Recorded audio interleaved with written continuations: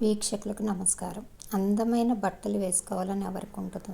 కానీ మంచి డిజైన్లో కుట్టాలంటే టైలర్ కావాలి. టైలర్ చేతులతో కుట్టరు, మిషన్తో కుడతారు. మరి ఒకప్పుడు మిషన్ని ఎలా కనిపెట్టారంటే, మిషన్ని కనిపెట్టింది ఎలియాస్ హోవే. ఈయన ఒక మెకానిక్. రకరకాల యంత్రాలతో పనిచేసేవారు. పేదరికం వల్ల భార్య కూడా బయటి వాళ్లకు బట్టలు చేత్తో కుట్టిచ్చేవారన్నమాట. రోజంతా ఆమె చేత్తో సూదితో బట్టలు కుట్టడం చూసి ఆ పనికి కూడా ఒక మిషన్ ఉంటే బాగుంటుంది అని హోవే అనుకున్నారు.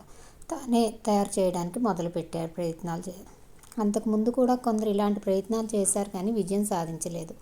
హోవే తయారు చేసిన లాక్ స్టిచ్ మోడల్ బేసిక్ కుట్టు మిషన్ మోడల్గా పేరు పొందింది.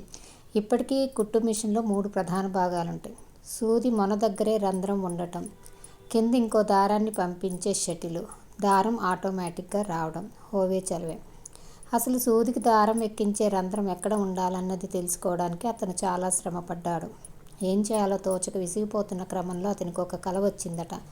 అందులో చెప్పిన గడువు లోపల మిషన్ తయారు చేయనందుకు రాజు మరణశిక్ష విధించాడు. చంపడానికి వస్తున్న భటుల చేతిలో బల్లెం చూడగానే తనకు సూదికి రంధ్రం ఎక్కడ ఉండాలో స్ఫురించిందని హోవే కుటుంబ చరిత్రలో రాశారు. తాను కనిపెట్టిన కుట్టు మిషన్కి 1846లోనే పేటెంట్ తీసుకున్నారు హోవే.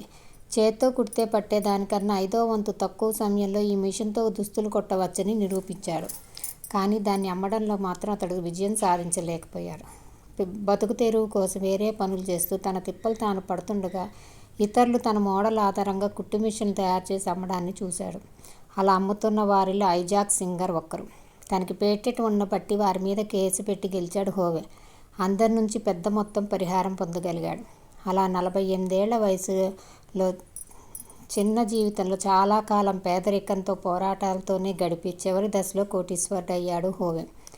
1.5 శతాబ్దం తర్వాత 2004లో United States National Inventors Hall of ఫేమ్లో హోవేకు స్థానం లభించింది.